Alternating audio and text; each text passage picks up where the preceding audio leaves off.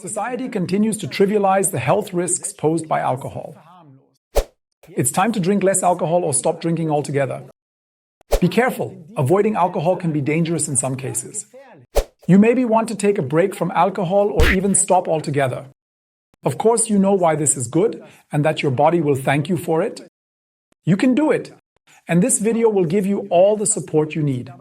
In just a few minutes at the end, you will notice how it supports you and realize that taking a break from alcohol is just the right thing to do for you.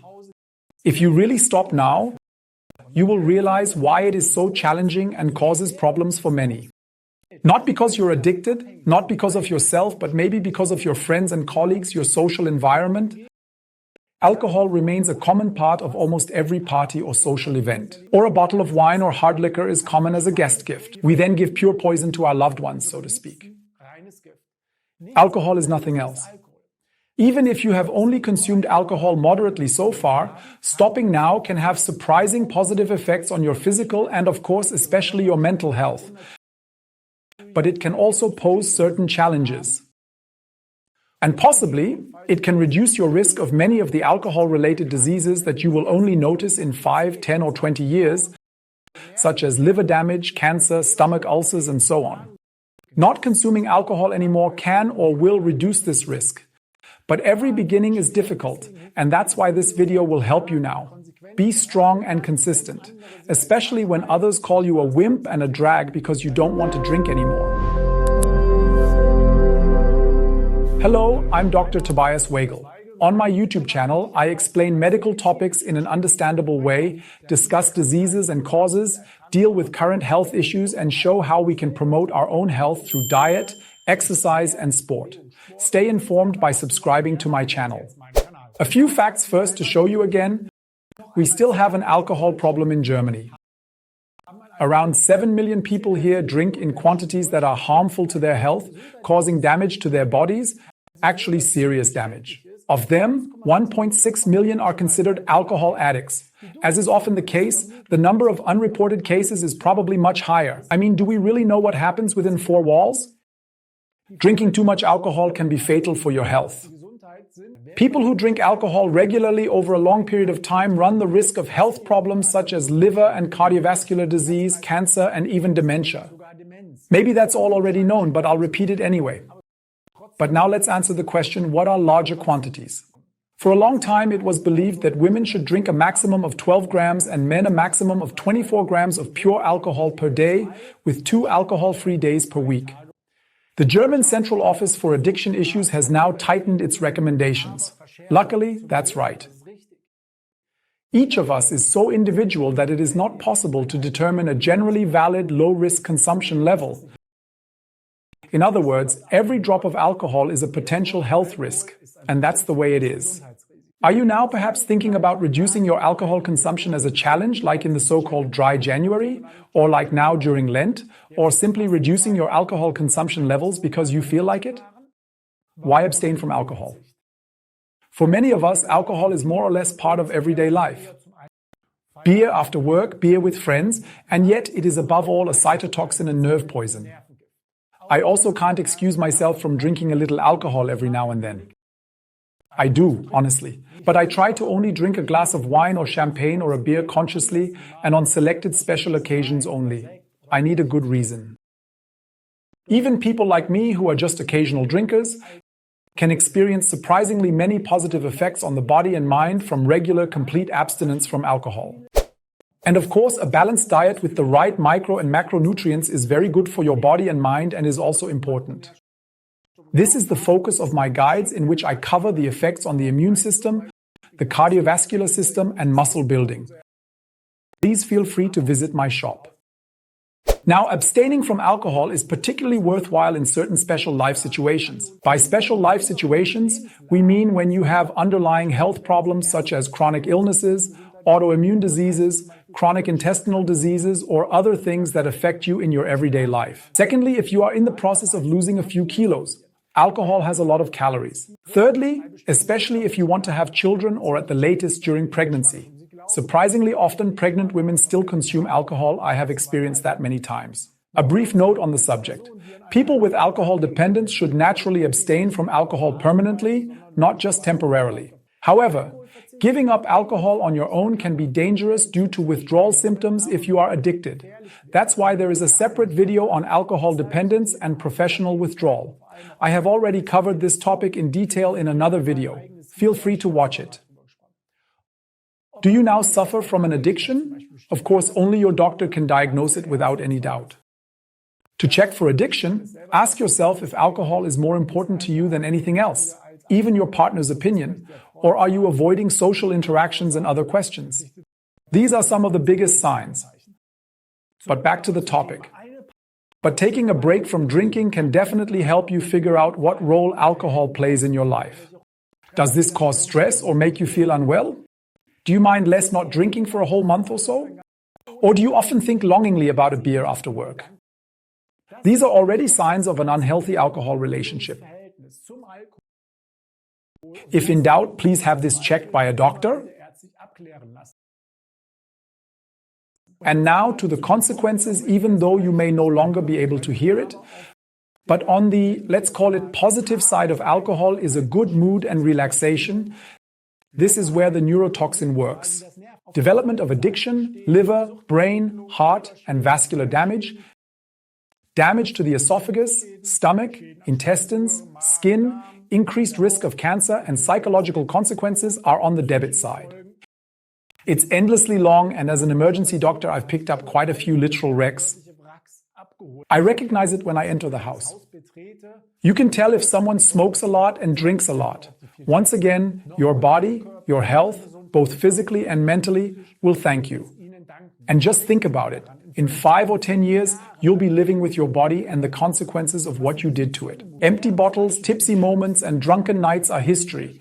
That is gone by then, but the consequences for your body are not. Just think about it. And maybe this very thought motivates you to stop drinking alcohol from now on. What happens to your body when you give up alcohol? Alcohol has numerous negative health effects and is responsible for at least 7 different types of cancer. But how quickly can positive effects of abstaining from alcohol be noticed when you're starting to be abstinent? When and how strongly you notice this change obviously depends on your previous drinking behavior and other individual factors. Also, above all, your own psychological mental strength, this is a fundamental aspect. However, it is assumed that improved sleep, a stronger immune system, better general performance and ability to concentrate, and also lowered blood pressure are possible in the first 2 weeks of abstinence. Again, after just 2 weeks. The organs, especially the liver, usually recover quickly, but the stomach and heart also begin to regenerate after a short time. The blood values can also improve quickly, and as a bonus, your weight loss goals can also occur more quickly. Why is that the case? Because the calories from the alcohol are no longer a factor anymore. No consumption means to calories, especially when you should always drink a chilled glass of water instead. If you hold out a little longer than 2 weeks, you may notice after just a few months, like 4, 5, or 6 months, how your psyche and social life is becoming more and more stable. In studies, test subjects report increased motivation, improved stress resistance, increased enjoyment of life, and improved social interactions with friends and partners. That is surprising at first. Many people might need the alcohol for these kinds of social interactions. The results of this study are actually very interesting. The evaluation of the Dry January initiative in Great Britain is also interesting. There was an interesting study in 2018 that showed that over 90% of the over 800 respondents viewed it as a sense of achievement to have completed the month. 80 or over 80% were also able to save significant amounts of money. That is also very interesting. They actively reflected on their alcohol consumption and reported that they now have the feeling that they have regained control over their drinking behavior. Tips for successfully abstaining from alcohol? I'll show you how to do it and what you should pay attention to. At the end of the video, I summarize 5 tips. To be honest, and what has been noticed by many, it is most difficult to avoid drinking alcohol during social situations. It is often difficult to say no, and it is not always accepted straight away, of course. My tip is to first become aware of your personal motivation. Become aware of your reasons for abstaining from alcohol, which is supported by this video. This makes it easier to politely respond with no, because you know why you're doing it. If necessary, or if you want to be polite, offer an alternative. For example, No, thank you. I would actually like an orange juice much more. Temptations lurk not only in society, but also in everyday life. So my tip, if you don't have alcohol at home, you're less likely to be tempted. Honestly, I don't buy alcohol. I don't have that in my house. If the desire still arises, distraction is the solution. This could be, for example, doing some sport, making a phone call to friends, chewing gum, completing small tasks such as changing a broken light bulb, washing a pile of laundry, whatever. Distract yourself when you feel a desire, so to speak. My next tip is also very important. Optimize your way of dealing with stress. Alcohol is often used as an outlet for stress and worry. Finally, come down after work, sit at home, relax, then drink a beer. Find other ways. Test what you can do. Whatever. Various relaxation methods, conscious me time. What is also very effective here, and what I also do myself, is sport. It relaxes me, and I actually find relaxation watching the news. Some people are surprised, but that's just me. And reward yourself. To do this, set yourself realistic milestones in advance. Have you managed to give up your after-work beer for a week? How do you celebrate that? For example, with a trip to the cinema or a good dinner? When is abstaining from alcohol problematic? I'll go back to the tips in a moment. But there is interesting news to report. If the initiative Dry January is limited to 1 month, participants tend to drink less afterwards. That's good. They consumed permanently less alcohol because, of course, they didn't want to go back to the previous status quo due to the positive effects on their health. That's great, but not guaranteed. There is a possibility of returning to the original, potentially problematic drinking behavior. Some people also really hit it off and become completely wasted after they have finally completed this month of abstinence, and then, of course, the effects can disappear again. Be careful. In addition, there is also the risk that the renunciation will even go to the other extreme and becomes more dangerous. If you take a break from drinking to just drink more intensively afterward, temporary abstinence makes no sense. It could even be dangerous. As already mentioned, the same applies to known alcohol addiction. Here too, it is a challenge. That requires abstinence from alcohol, but with professional assistance. Am I already drinking more than average? An interesting question. And I'm often asked, am I actually drinking too much? What do you say to that, Tobias? Am I already addicted to alcohol? It is naturally not easy to keep track of all these terms like high-risk alcohol consumption, alcohol abuse and alcohol addiction, and many others. Am I already addicted to alcohol if I drink every day or like to have too much to drink at parties? That's definitively not healthy, but it doesn't necessarily make you an alcoholic. This is important. To diagnose alcohol addiction, like a severe alcohol dependence, at least 3 of 6 core symptoms must have occurred within the last year. These 6 symptoms are: first, a strong desire or compulsion to drink alcohol, also known as craving, loss of control when drinking, and the appearance of withdrawal symptoms such as tremors, restlessness, and increased heart rate. A developing tolerance, which means you require more alcohol for the same effect. Progressive neglect of other interests is important. Continued consumption of alcohol despite proven health consequences. Imagine you have liver damage, like a liver cirrhosis, and still continue to drink alcohol. Then you are, of course, an alcoholic. But more about that in this video. I've already said something about it in detail. My top 5 tips for a month without alcohol, or maybe even no alcohol at all anymore. But let's start small, with the goal of Dry January, or for example 3 months or until the next summer festival, etc. Basically set yourself a certain goal, and that's basically the first tip already. Here are 5 more tips, because this is so important. How do you actually achieve that? First, communicate openly, explain to your friends and social circle your decision not to drink alcohol and why you are doing it.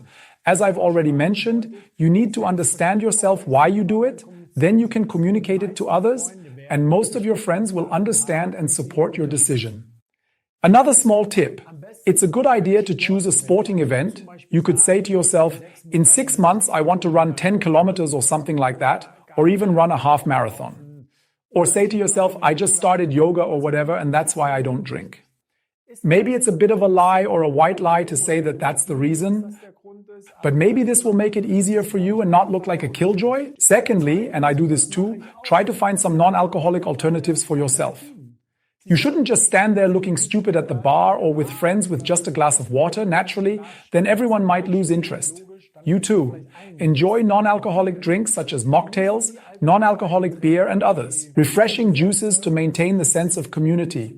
But beware, they often contain a lot of sugar.